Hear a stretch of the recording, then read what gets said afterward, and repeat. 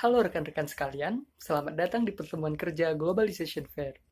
Kali ini, kami akan membahas mengenai globalisasi politik. Sebelum masuk ke pemaparan dari pembicara kami, saya akan menjelaskan terlebih dahulu apa itu globalisasi. Globalisasi seringkali diartikan sebagai dunia tanpa batas. Perdagangan dan teknologi telah membuat dunia menjadi tempat yang lebih terhubung dan saling bergantung. Ekonomi, sosial, dan politik juga terpengaruh dengan adanya globalisasi. Kemudian globalisasi politik. Salah satu bentuknya adalah munculnya kerjasama antara negara-negara di dunia, baik bilateral, regional, maupun multilateral, sehingga memunculkan konsep global governance. Saat ini, negara-negara saling tergantung satu sama lain. Dalam menganalisis globalisasi, terdapat tiga perspektif. Pertama, hiperglobalis yang memandang bahwa globalisasi ditandai oleh berkembangnya pasar dan ekonomi global. Selanjutnya, perspektif skeptis yang memandang globalisasi hanyalah mitos, yang terjadi hanyalah meningkatnya proses internasionalisasi sistem produksi dan interdependensi antar negara. Dan yang terakhir adalah transformasionalis, yang memandang globalisasi sebagai suatu proses. Hal yang menarik adalah dengan adanya globalisasi politik memunculkan suatu pertanyaan besar bagi kita. Apakah kedaulatan negara yang menjadi salah satu unsur politik itu sendiri terkuras dengan adanya global governance yang diakibatkan oleh adanya globalisasi ini? Untuk pembahasan lebih lanjutnya, mari kita simak. Baik, setelah kita membahas makna dari globalisasi politik itu sendiri, sekarang kita akan memahami lebih dalam lagi mengenai globalisasi politik itu sendiri. Menurut salah satu ekonom yaitu Takis Fotopoulos, globalisasi politik itu merupakan istilah yang digunakan untuk menyebut kemunculan kaum elit transnasional dan hilangnya negara bangsa. Kemudian, salah satu hal yang muncul akibat globalisasi politik itu sendiri adalah multi-layer governance.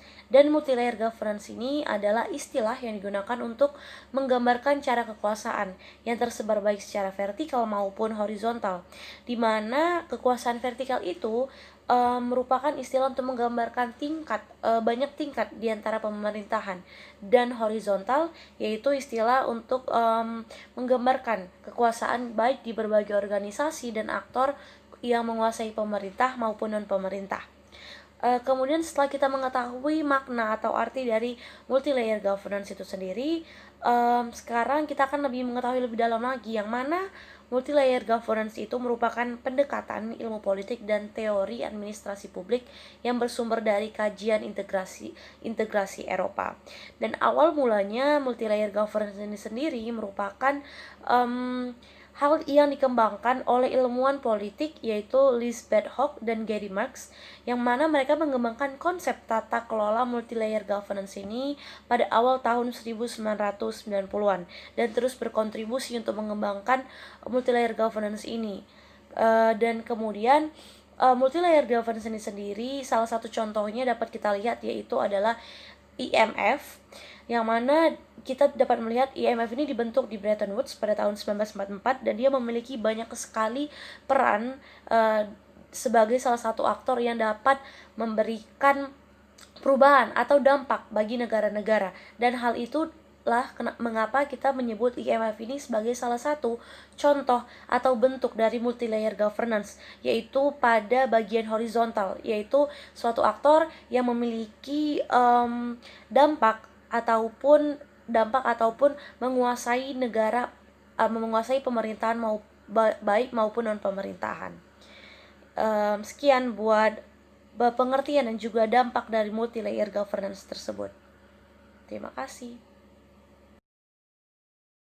Baiklah, di kesempatan kali ini saya akan melanjutkan mengenai dampak dari multilayer governance. Multilayer governance itu sendiri memiliki dampak yang sangat penting dalam pemerintahan atau perpolitikan di dunia internasional. Multilayer governance itu sendiri muncul akibat merespon perkembangan hubungan internasional pasca Perang Dingin yang ditandai dengan perubahan ekonomi dan susunan informasi dan perkembangan globalisasi. Multilayer governance itu sendiri membentuk suatu pemerintahan global yang memiliki tingkatan. Adanya multilayer governance itu sendiri menjadikan negara membentuk integritas regional di atas integritas negara itu sendiri. Dampaknya adalah negara memiliki keterbatasan dalam secara kolektif maupun secara individual dalam pembentukan kebijakan dan eh, pengambilan keputusan dalam integritas regional. Seperti misalnya adalah Uni Eropa, di mana integritas negara-negara di Eropa berada di bawah secara vertikal oleh integritas regional, yaitu Uni Eropa. Meskipun tidak secara langsung mengkonfirmasi peran sentral negara dalam integrasi nasional, namun pendekatan multi-layer governance mengasumsikan bahwa otoritas negara tidak lagi menjadi tema sentral dalam sebuah pemerintahan di dunia internasional. Integrasi multi-layer governance merupakan hasil dari negosiasi pemerintah-pemerintah negara yang menjadi anggota dari multi-layer governance itu sendiri.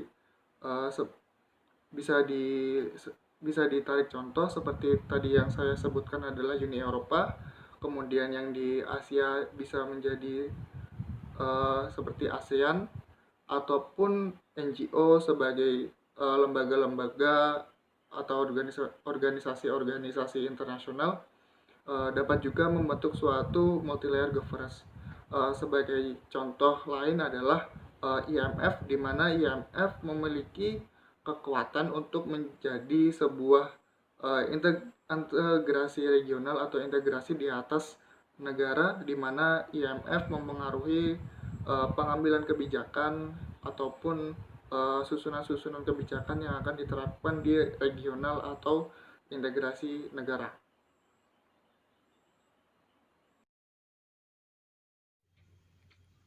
Di sini saya akan menjelaskan bagaimana kedaulatan negara dengan adanya IGO atau Intergovernmental Organization. Sebelumnya, mari kita mengetahui apa itu kedaulatan negara. Kedaulatan negara merupakan kekuasaan tertinggi untuk mengatur kehidupan bernegara dan sistem pemerintahan sebuah negara tanpa campur tangan dari negara lain. Lantas, apakah dengan adanya IGO yang merupakan produk dari sebuah globalisasi dapat mempengaruhi kedaulatan sebuah negara? Mari kita melihat contoh. Pada tahun 1997 terjadi krisis Asia yang juga berdampak terhadap Indonesia, dan Presiden pada waktu itu, Presiden Soeharto pada tahun 1998 terpaksa untuk meminta bantuan IMF untuk mengembalikan perekonomian Indonesia menjadi stabil. Namun, bantuan dari IMF tidak diberikan terhadap Indonesia secara cuma-cuma. IMF mengajukan beberapa syarat yang terdapat di Letter of Intent antara IMF dan Indonesia, yang terdapat beberapa program yang diajukan oleh IMF untuk menjadi syarat Indonesia mendapatkan bantuan, yang juga disebut sebagai Structural Adjustment Program atau SAP. Program itu terdiri dari kurang lebih liberalisasi perdagangan, privatisasi lahan pertanian, lalu pencabutan subsidi sosial, deregulasi sektor perbankan, pengurangi atau peniadaan kuota impor dan tarif, dan lain-lain. Namun, dapat dilihat jika Letter of Intent dari IMF itu merupakan salah satu produk politik IMF dalam menekan Indonesia. Hal ini karena IMF jauh lebih mengutamakan kepentingan negara kreditor daripada kesehatan negara Indonesia sendiri. Dan dapat disimpulkan bahwa globalisasi, khususnya dalam bidang politik, mampu menyebabkan pengikisan kedaulatan, terutama di negara-negara yang sedang berkembang. Seperti dalam perspektif skeptis globalisasi, kedaulatan negara tidak dapat disamakan antar negara, atau semua negara itu tidak dapat disamakan kedaulatannya. Dan dengan adanya globalisasi politik ini, negara-negara itu memiliki kedaulatan yang harganya bisa dibilang cukup menurun atau terjadi pengikisan kedaulatan negara karena adanya intervensi dari IGO tersebut. Terima kasih. Jadi kali ini saya akan mencoba untuk menyimpulkan dari beberapa paparan yang telah dibahas sebelumnya. Jadi, globalisasi selain sebagai sebuah proses politik, juga termasuk sebagai proses pembentukan kebijakan nasional yang mencakup seluruh bidang, baik itu bidang ekonomi, sosial budaya, maupun politik.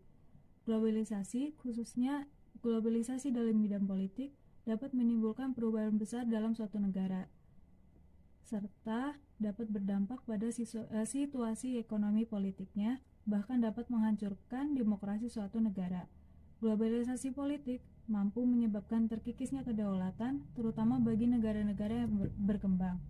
Lalu dalam perspektif skeptis, kedaulatan setiap negara tidak bisa disamakan, tapi dengan adanya globalisasi politik ini, membuat banyak negara merasa memiliki nilai kedaulatan yang rendah. Seperti saat ini, kedaulatan negara bisa saja semakin terkikis apabila negara-negara tersebut, tidak berusaha untuk mengembangkan apapun sumber daya yang telah mereka miliki, sehingga kedaulatan negara tersebut tidak dapat diganggu-gugat. Terima kasih telah mengikuti pertemuan Globalization Fair kali ini. Saya ucapkan sampai jumpa dan salam sehat.